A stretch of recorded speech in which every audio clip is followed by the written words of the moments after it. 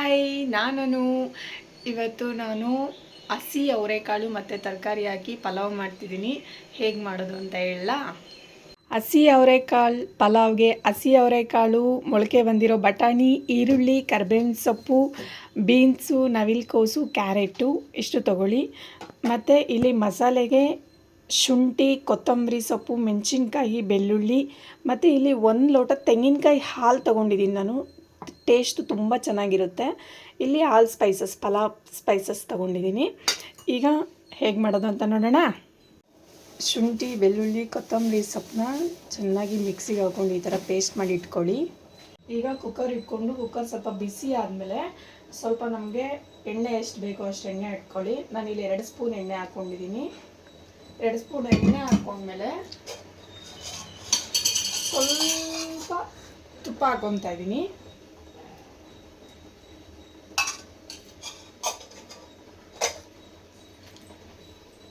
ಎಣ್ಣೆ ಕಾದಿದೆ, ಸಾಸಿವೆ ಹಾಕ್ತಾಯಿದ್ದೀನಿ.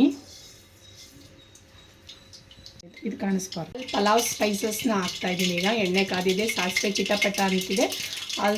ಪಲಾವ್ ಸ್ಪೈಸಸ್ನ ಹಾಕಿ ಕರಿಬೇವಿನ ಸೊಪ್ಪು,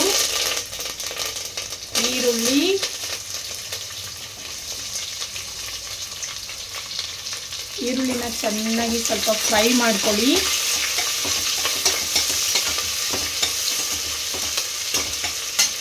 ಈರುಳ್ಳಿ ಫ್ರೈ ಆದಮೇಲೆ ಇಲ್ಲಿ ಎಲ್ಲ ಕಟ್ ಮಾಡಿ ಇಟ್ಕೊಂಡಿರ್ತೀವಲ್ಲ, ಹಸಿ ಅವರೆಕಾಳು, ಬಟಾಣಿ, ತರಕಾರಿ ಎಲ್ಲನೂ ಹಾಕ್ಕೊಂಡ್ಬಿಡ್ತೀನಿ. ನಾನು ಒಂದೇ ಸರಿ ಹಾಕ್ಕೊಂಡ್ಬಿಡ್ತೀನಿ.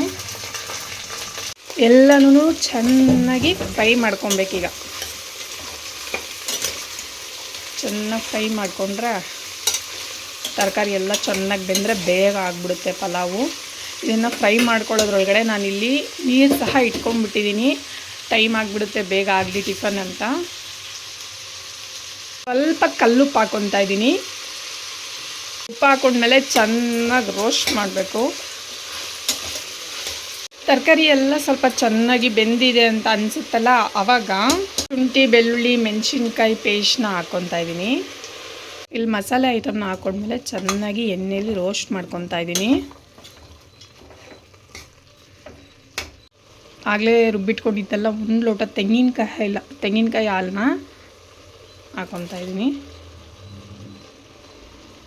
ಚೆನ್ನಾಗಿ ಇದನ್ನು ಚೆನ್ನಾಗಿ ರೋಸ್ಟ್ ಮಾಡ್ಕೊಳ್ಳೋಣ.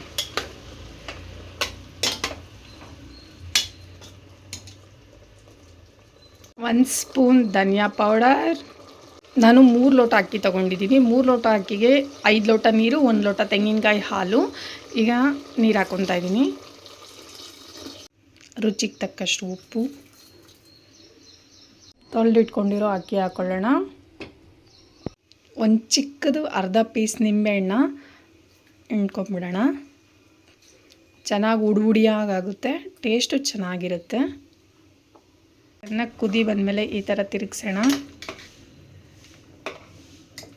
ಪಲಾವ್ ಮಾತ್ರ ಸಖತ್ ಟೇಸ್ಟಿಯಾಗುತ್ತೆ, ಸಖತ್ತಾಗಿರುತ್ತೆ ತಿನ್ನೋಕ್ಕೆ. ಹಿಂಗೆ ಕುದಿ ಬರಬೇಕಾದ್ರೆ ಲಿಡ್ನ ಕ್ಲೋಸ್ ಮಾಡಿಬಿಟ್ಟು ಒಂದು 3 ವಿಷಲ್ ಕೂಗಿಸ್ಕೊಂಬಿಡೋಣ.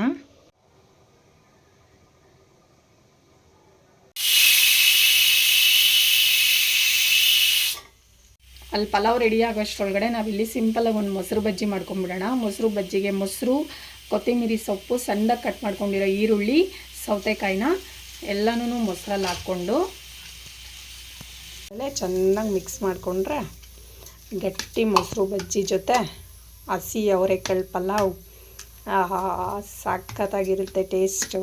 ಬಿಸಿ ಬಿಸಿ ಅವರೆಕಾಳು ಪಲಾವ್ ರೆಡಿ.